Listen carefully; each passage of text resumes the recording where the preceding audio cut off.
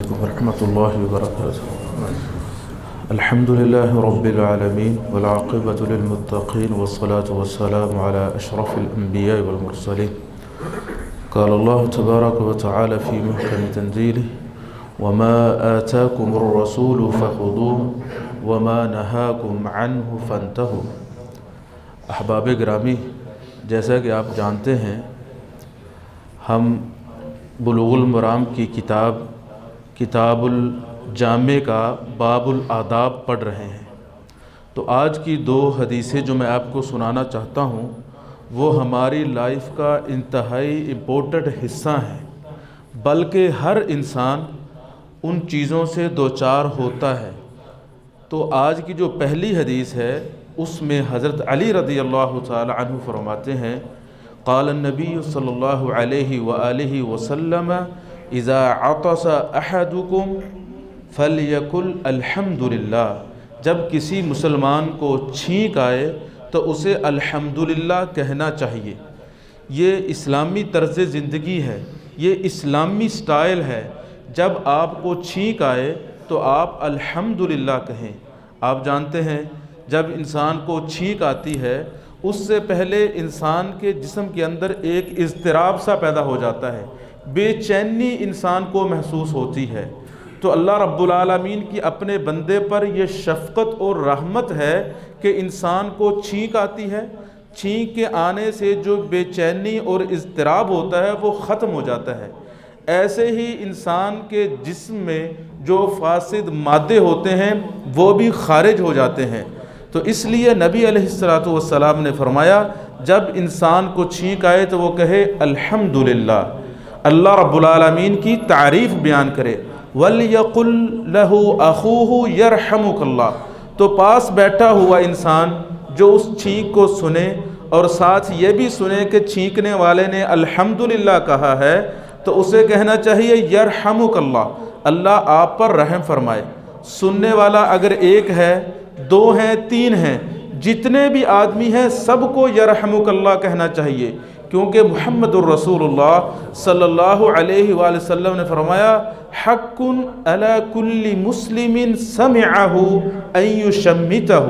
ہر مسلمان کا یہ حق ہے جو بھی اپنے مسلمان بھائی کو چھینکتے ہوئے سنے اور اس کی آواز الحمدللہ کو سنے، اس کے لیے یہ جواب دینا ضروری ہے، وہ یہ کہے یرحمک اللہ. بلکہ امام ابن القیم رحمہ اللہ فرماتے ہیں چھینک کا جواب دینا یرحمک اللہ کہنا واجب ہے، فرض عین ہے، کیونکہ نبی علیہ السلام نے فرمایا حق علی کل مسلم سمعہ ان یشمتہ. تو بہرحال جب جو انسان پاس بیٹھا ہو اسے کہنا چاہیے یرحمک اللہ، اللہ تم پر رحم کرے. پھر جس انسان کو چھینک آئی تھی وہ جواب میں کہے گا یہدیکم اللہ، اللہ تعالیٰ آپ کو سیدھے رستے پر گامزن رکھے. وَيُصْلِحُ بَالَكُمْ، اللہ تعالیٰ تمہارے دل کی اصلاح کرے. اب دیکھیں یہ کتنی اچھی دعائیں ہیں، یہ اسلام کا حسن ہے، یہ اسلام کی خوبصورتی ہے، یہ طرز اسلامی ہے. اسلام اپنے ماننے والوں کو یہ تلقین کرتا ہے جب تمہیں چھینک آئے تم الحمدللہ کرو گے، اپنے رب کا شکر ادا کرو گے، سننے والا تمہارے لیے دعائیں کرے گا، پھر تم اس کے لیے دعائیں کرو گے. اتنا اچھا مذہب کون سا ہے سوائے اسلام کے؟ یہ اسلام ہی ہے. اس لیے ہمیں چاہیے جب ہمیں چھینک آئے تو الحمدللہ کہیں.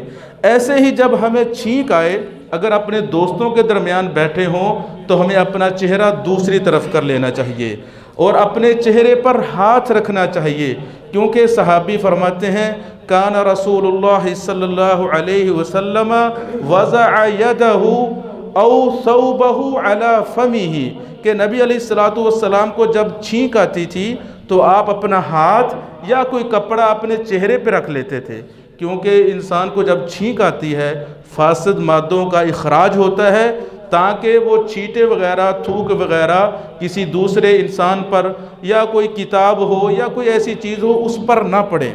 ایسے ہی نبی علیہ السلام نے فرمایا ان اللہ یحب العطاس، کہ اللہ تعالیٰ چھینکنے کو پسند کرتا ہے. بھائی کیسے؟ کیونکہ جب انسان کو چھینک آتی ہے اس کے بعد انسان کا جسم ایکٹیو ہو جاتا ہے، ہلکا پن انسان محسوس کرتا ہے، نشیط ہو جاتا ہے، وَيَكْرَهُ التَّثَاؤُبَ، اور اللہ تعالیٰ جمائی لینے کو ناپسند کرتے ہیں۔ جمائی لینا جو ہے یہ شیطان کی طرف سے ہوتا ہے۔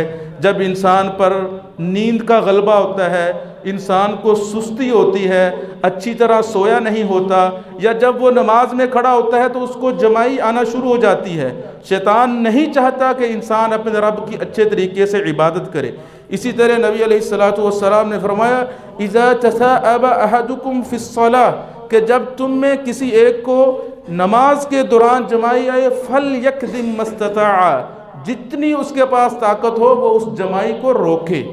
تو چھینکنا یا چھینک کا آنا یہ اللہ تعالیٰ کی رحمت ہے، اور جو جمائی آتی ہے وہ شیطان کی طرف سے ہے، اسے حتی الامکان روکنا چاہیے۔ یہ تھی آج کی پہلی حدیث۔ دوسری حدیث حضرت محمد الرسول اللہ صلی اللہ علیہ وآلہ وسلم نے فرمایا، جس طرح کہ حضرت علی رضی اللہ تعالیٰ عنہ کہتے ہیں لا یشربن احدکم قائما، کہ کوئی بھی انسان کھڑا ہو کر نہ پیے، وہ پانی ہو، دودھ ہو، جوس ہو، کوئی بھی ایسی چیز ہو کھڑے ہو کر نہ پیے، یہ معمول ہونا چاہیے۔ لیکن کبھی کبھار اگر انسان جلدی میں ہو، بیمار ہو، یا کبھی اس نے عمدن بھی کھڑے ہو کر پی لیا، یہ جائز ہے۔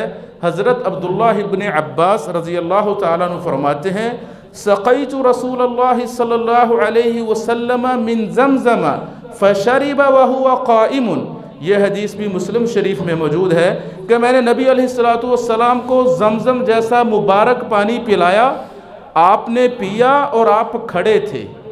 اچھا، یہاں پر اس حدیث کو سن کر کچھ لوگ سمجھتے ہیں کہ شاید زمزم پینے کے لیے کھڑا ہونا چاہیے یا قبلہ رخ ہونا ضروری ہے۔ ایسی بات نہیں ہے۔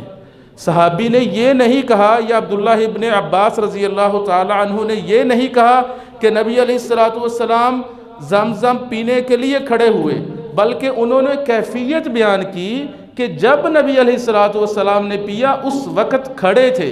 حالانکہ عام حالات میں نبی علیہ السلام کا جو معمول یا جو طرز زندگی تھا وہ زمزم ہو یا دوسرا پانی ہو بیٹھ کر ہی پیتے تھے۔